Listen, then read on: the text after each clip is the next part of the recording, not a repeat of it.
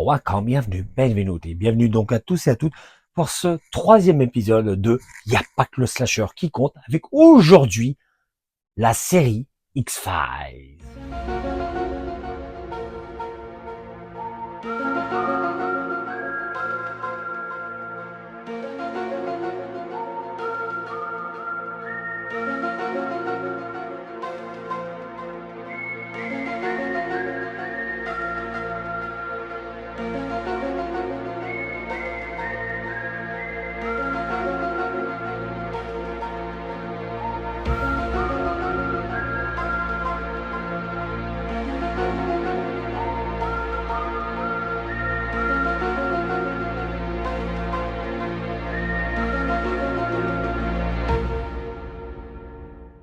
X-Files, connu en France sous le titre Aux frontières du réel, diffusé en 1994 sur la chaîne M6. C'est une série phare qui a bercé mon adolescence, que j'ai connue grâce à ma très chère cousine, qui à l'époque, lors de sa diffusion, je crois c'était pendant l'été 1994, me parlait précédemment avec tellement d'envie de cette série que je me sentis obligé de la suivre. Et je ne l'en regrette pas parce que j'ai suivi la série du début à la fin, soit en la regardant à la télé quand je le pouvais, en tout cas je faisais tout pour, ou soit en l'enregistrant, c'est-à-dire soit moi-même ou en le faisant enregistrer par des proches, que ce soit mon père ou d'autres personnes.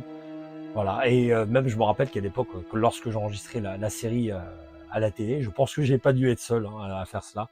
Au moment où la pub démarrait, alors moi j'arrêtais l'enregistrement, je revenais en arrière de façon à me stopper juste avant le lancement de la pub de façon à être pile poil lorsque la pub se termine, à relancer l'enregistrement de façon à ce qu'on ne voie pas la coupure. Et je vous assure, c'était pas simple du tout à faire. Voilà, quoi qu'il en soit, voilà, que je disais, c'était et c'est encore une très grande série qui fait partie de mon top 10 des plus grandes séries, avec ces personnages phares que sont Fox Mulder, incarné par David Duchovny, et Dana Scully, incarné par Gillian Anderson. Deux personnages diamétralement opposés. L'un ayant l'esprit très très ouvert, vraiment, et l'autre est pensant de façon plus terre à terre, scientifique. Et on avait d'ailleurs ce personnage de Dana Scully qui avait été mis dans les pattes de Fox Mulder pour entre guillemets le griller auprès du FBI et enfin bref. Et auprès du FBI, d'ailleurs, Fox Mulder se faisait appeler le Martien. Même pas qu'auprès du FBI, auprès même de certains de ses amis. Voilà, ouais. On l'apprendra dans l'épisode Ascenseur. Voilà. Et en anglais, il se faisait surnommer Spooky. Voilà. Quoi qu'il en soit, j'ai aimé la relation qu'ils ont eue tout au long de la série, du moins, en tout cas, sur les 7-8 premières saisons, on va dire, mais pour moi, les 5 premières saisons sont, en tout cas, à mon sens, les meilleures. Voilà. Après, il y a certains facteurs qui font que j'apprécie un peu moins, bien que je les aime. Dans les choses que j'apprécie dans cette série, c'est le fait d'avoir tout un mélange de sous-genres. On pouvait y avoir de la SF, forcément avec les extraterrestres, on pouvait y avoir du fantastique, de l'horreur, même un peu du polar, oui. Et on avait même parfois aussi ce petit côté slasher. Et oui. Voilà. Je trouvais vraiment que c'était utilisé vraiment comme il se doit, surtout qu'on avait quelqu'un derrière, en l'occurrence Chris Carter, qui au-delà du fait d'être un créateur, était scénariste et même réalisateur sur de nombreux épisodes. Et d'ailleurs, autour de lui, il s'est entouré de personnes de talent, comme Rob Bowman ou Vince Gilligan. Vince Gilligan, qu'on retrouvera des années après dans une autre très grande série qui est Breaking Bad, et même Better Call Saul, même si il n'est pas le seul là-dedans, puisqu'il y avait aussi Peter Gould, mais bon, ça c'est autre chose. Quoi qu'il en soit, voilà, pour faire qu'une série soit aussi grande, il faut savoir s'entourer des meilleurs, en tout cas à mon sens. Et ce qui fait aussi que cette série est si grande, c'est on a aussi la musique. Et oui, rien que le générique et les notes qu'on entend, on sait tout de suite que ça fait référence à X-Files. Et en l'occurrence, c'était Mark Snow qui a accompagné toute la série, qui nous a fait de superbes compositions et qui a notamment fait de très très beaux thèmes. Un des thèmes qui m'a marqué, qui même, j'ai pas honte de le dire, me touchait, c'était le fameux Scully's theme qu'on pouvait entendre par exemple au début de du premier épisode de la 8e saison et qu'on a entendu également à d'autres moments lors de cette 8e saison. On a entendu même une dernière fois lors de la 9e saison dans l'épisode Trust No One, ne faites confiance à personne. Voilà, une série qui, comme je disais, avec ces éléments-là, il faut aussi avoir des personnages marquants, et ça on en a eu. On a eu bien sûr le fameux fumeur, hein, l'homme à cigarette Smoky Man, interprété par William B. Davis. On a eu aussi l'homme aux mains manicurées, à savoir un autre méchant, vous ne voyez pas venir, Alex Krycek aussi qu'on a eu, oui, interprété par Nicolas Lea, qui, je pense, mon méchant préféré. Alors beaucoup préfèrent l'homme à cigarette, mais moi je l'ai toujours trouvé roublard, surtout que, bien que c'est une petite crapule, au fond, au vu de ce qu'il a fait à des proches de Mulder, hein. Il n'a pas été le seul, hein. L'homme à cigarette non plus, il n'est pas quelqu'un avec les mains propres, hein, comme on l'apprendra tout au long de la série. Mais voilà, c'était un personnage, Alex Krycek, qui était une vraie crapule, mais un roublard, voilà, un fourbe. Et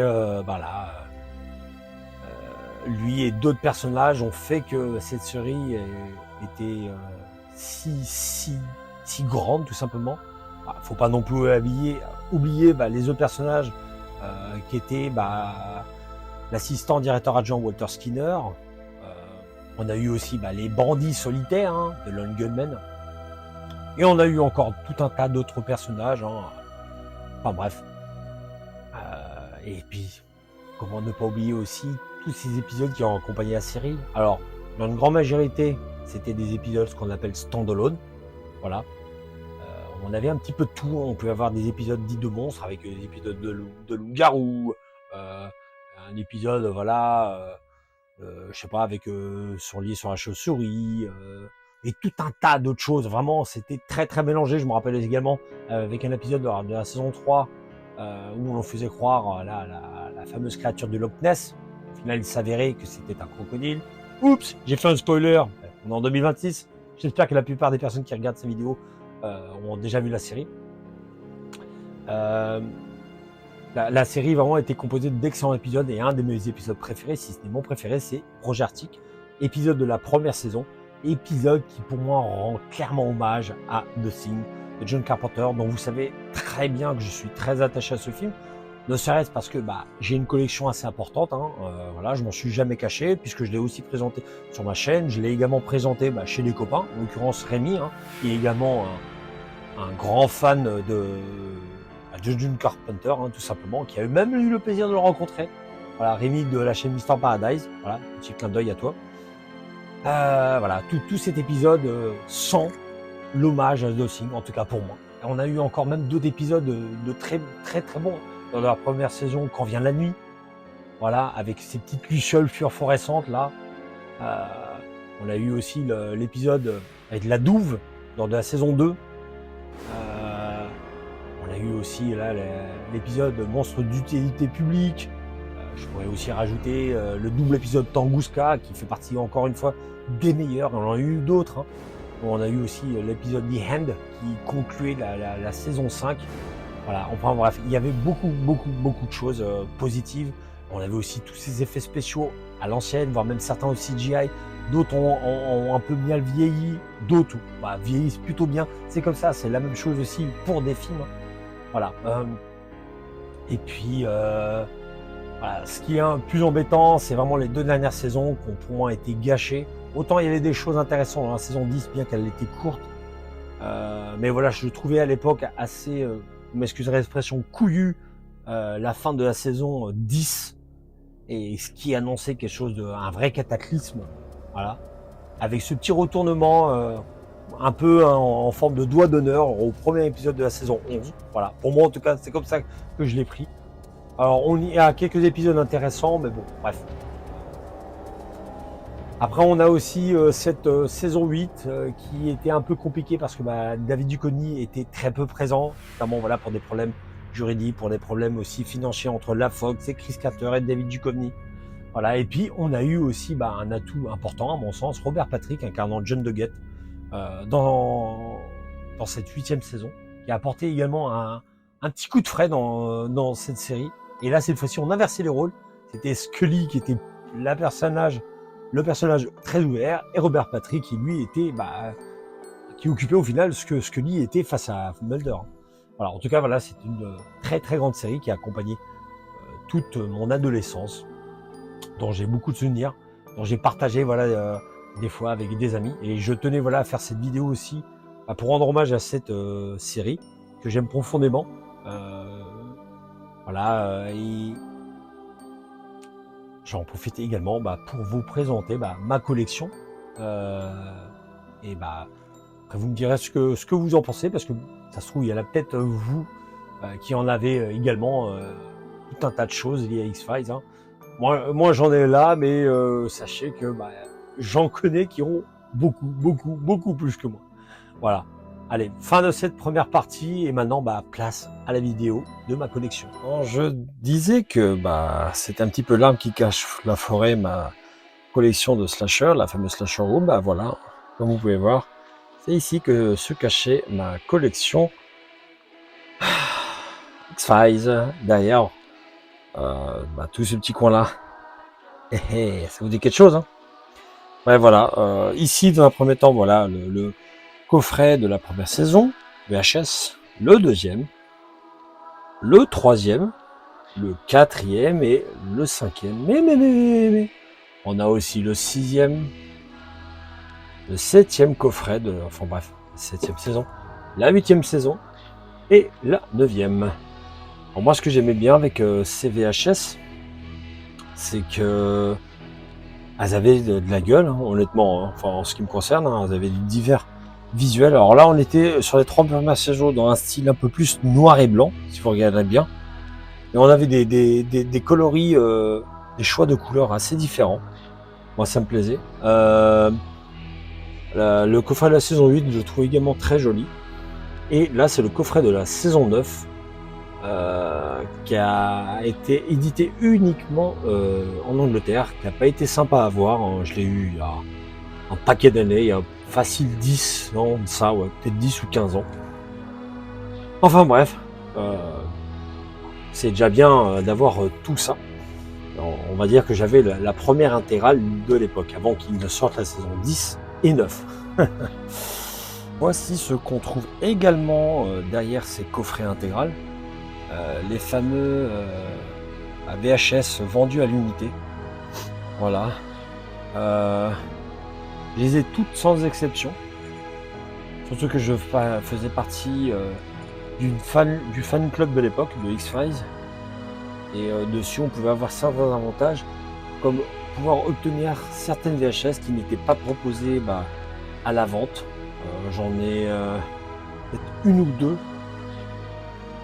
J'essaierai de vous montrer ça. On avait même aussi des VHS de documentaires. Donc ça, c'était chouette.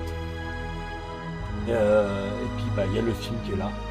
Et ici, comme vous pouvez voir, alors là c'est une excellente série. En tout cas sur la première saison, qui est ma préférée, de Millennium. Voilà, j'ai les VHS.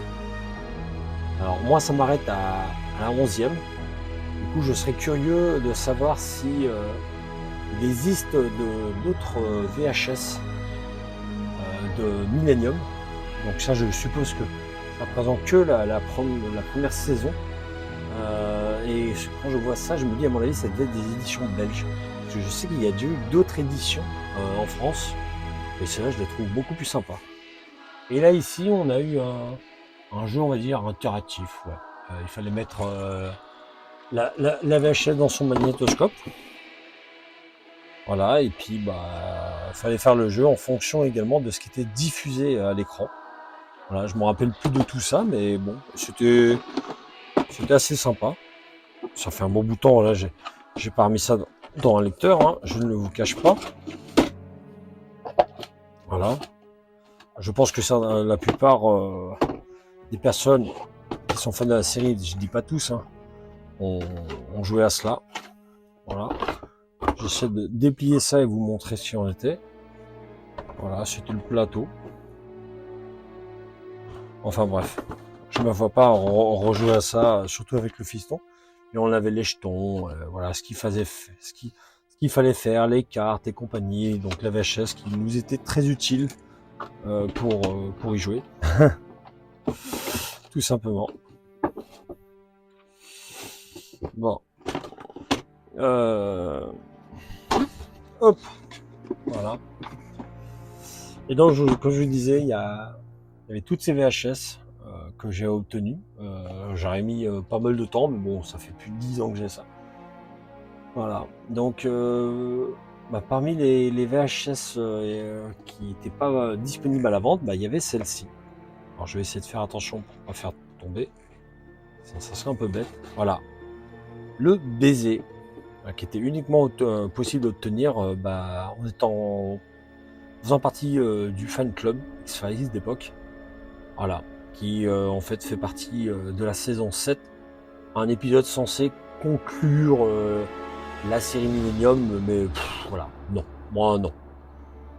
Je trouve déjà que l'alliage entre les deux ne colle pas. Et surtout, ça fait complètement cheap. Cette supposée fin de Millennium a fait vraiment cheap. Voilà, bon. Et il y a eu aussi donc du coup les VHS avec des documentaires. Voilà. Hop là. Ici, les secrets de X-Files. Voilà. Il y en a eu plusieurs, hein. Il y a eu aussi celle-là, les nouveaux secrets de X-Files. Et il y a eu aussi là, celle-ci là. Là, j'essaie de faire attention pour pas que ça tombe parce que la collection de Slasher est ici. Donc voilà, c'était le making of du jeu vidéo. Voilà. Et donc je vous disais, là c'est l'autre VHS de bonus, les nouveaux secrets de X-Files. Voilà. En VHS, c'est tout ce que j'ai. Au niveau des DVD, alors j'avais eu ça. Bon, je crois que c'était disponible auprès de Télécable. Ils en ont fait pas mal dans ces trucs-là, dans cette collection. Je crois qu'il y a eu aussi 24 heures chrono. Voilà, dedans il y a 2 épisodes. J'ai eu aussi ces fameux longs métrages qu'on avait à l'époque en VHS, réunissant 2 épisodes en un, façon long métrage. Dead Alive de la saison 8. Voilà, où on pouvait notamment avoir le retour de Jeremiah Smith. Voilà. Là, c'était ce qui concluait la saison 8. Le début de la saison 9. Là, c'était, je crois, pour l'épisode 9 et 10, là. Le final de la saison 9. Et ici, donc, on a donc l'intégrale. Voilà, dans ces coffrets avec fourreau et digipack que je trouvais vraiment de toute beauté à l'époque. Donc la saison 1 qui a un peu de vécu, surtout que la matière qui avait été utilisée à l'époque sur le fourreau était très fragile par rapport au suivant, où c'était une matière beaucoup plus rigide. Voilà, saison donc 3, erreur, hein. La saison 2, 4, 5, la 6, 7, 8 et 9. Et ce que j'aimais bien, c'est qu'il y avait aussi un coloris différent à chaque fois. Donc c'était vraiment sympa, je trouve. Voilà, et puis même les images qui étaient proposées à l'intérieur étaient assez jolies, hein, honnêtement. Voilà. Dans les autres choses que j'ai également à vous montrer, il y a le fameux premier jeu sorti sur PlayStation 1 que j'ai saigné, hein, j'étais dingue, où on incarnait le personnage de Craig Wilmore, hein, voilà, qu'on peut voir juste ici à côté de Fox Mulder. Voilà, un jeu que j'adorais beaucoup, surtout en fait, il réagissait selon différentes émotions qu'on pouvait avoir, hein. Donc, ça pouvait laisser du coup des scènes très différentes, voilà, permettant d'avancer dans le jeu selon son humeur entre guillemets. Voilà, un jeu qui avait 4 disques et je crois sur PC, je crois qu'il y avait 8 disques. C'est assez dingue de l'avoir mis sur 4 disques sur PlayStation 1.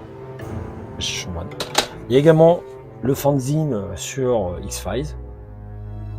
Alors, j'ai également le guide stratégique du jeu vidéo, mais j'ai pas réussi à remettre la main dessus. Peut-être il s'est égaré lors de mon premier déménagement. Voilà. Et j'ai également, ça je vous l'avais déjà présenté, le coffret importé des USA du premier film en VHS. Donc là, auquel cas, si vous tenez vraiment à en revoir tout ça, n'hésitez pas à jeter un œil dans ma vidéo que j'avais fait présentant mes plus beaux coffrets collector en VHS. Un coffret, une vidéo que j'avais fait, je crois, en septembre 2025 ou août 2025. Voilà. Et que j'avais aussi présenté dans Parlons peu, mais Parlons VHS partie 1. Pour ceux qui sont intéressés. Enfin, dans les autres choses également que je possède, il y a également cet énorme bouquin qui est toujours 9 sur Lister, qui malheureusement a eu un dégât qui n'est pas de ma responsabilité. Voilà. Ça c'est ce qu'on... une sorte de bible concernant la série. Enfin bref. Et les figurines. Voilà. Donc celles du film, ceux de la série là, Scully et Mulder. Hein. Voilà. Un petit porte-clés. Il y a du vécu. Un extraterrestre, en train de pioncer. Enfin, ça, c'est l'extraterrestre du film qu'on peut voir sur le premier film, hein, et également dans, je crois, le premier épisode de la saison 6. Voilà. Pour ce qui est de la suite, vous allez vous dire, mais où sont les Blu-ray? Ça, c'est dans la suite. Surtout, il y a même les films en plus de la série.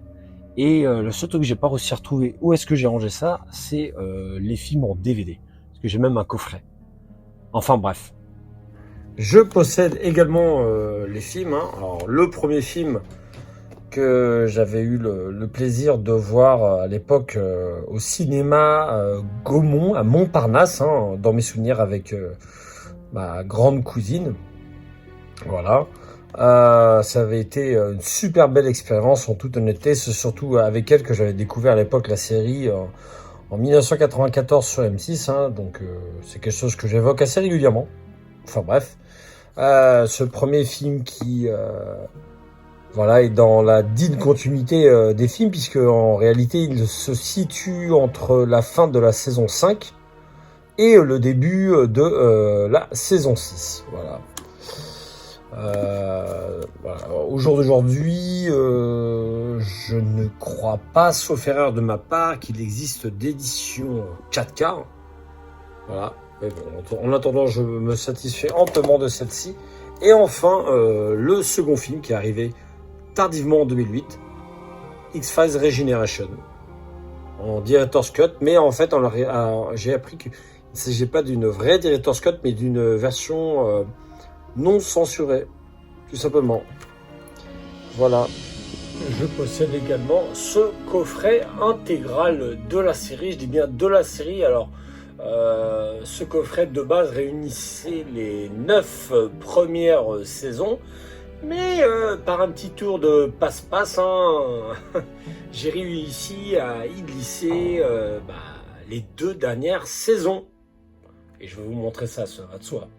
Alors, ce fameux coffret X-Files, contenant donc l'intégrale de la série, que j'avais eu à l'époque, je crois que c'est mes parents qui me l'avaient acheté. Voilà, qui reprend notamment au niveau de ces images des moments clés de la série. Voilà. Là, en l'occurrence, c'est une image du second épisode. Voilà. Avec Mulder.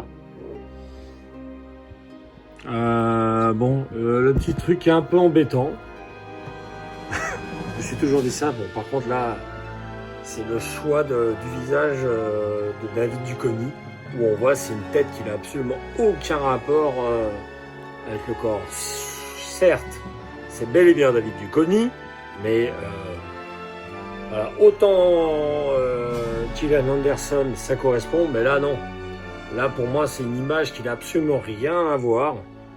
Et c'est fort dommage parce que ça fait une tête très étrange. Voilà, je sais pas ce que vous en pensez, mais moi à l'époque c'est ce que je me disais. Voilà, c'est donc ainsi que se termine cette vidéo. Il n'y a pas que le slasher qui compte, hein. 3e épisode consacré à la série X-Files et notamment la collection que j'avais. J'espère que vous aurez pris plaisir à suivre mon petit retour, ma mes anecdotes personnelles, voilà, mes souvenirs, hein, ma nostalgie. Et sans oublier ma petite collection que j'ai. Alors voilà, ma petite collection sans prétention, parce qu'encore une fois, à travers le monde, j'ai déjà vu des personnes qui ont des collections de dingue. Mais bon, moi je suis content déjà de ce que j'ai, et surtout je suis content d'avoir eu le plaisir de connaître et suivre sa diffusion en temps et en heure à l'époque. Voilà, c'est quelque chose que j'oublierai jamais et que voilà, j'essaierai de faire partager autant que je peux. Quant à moi donc, je vous dis donc à une prochaine vidéo. Pensez à mettre le petit pouce, le commentaire, et puis à la prochaine.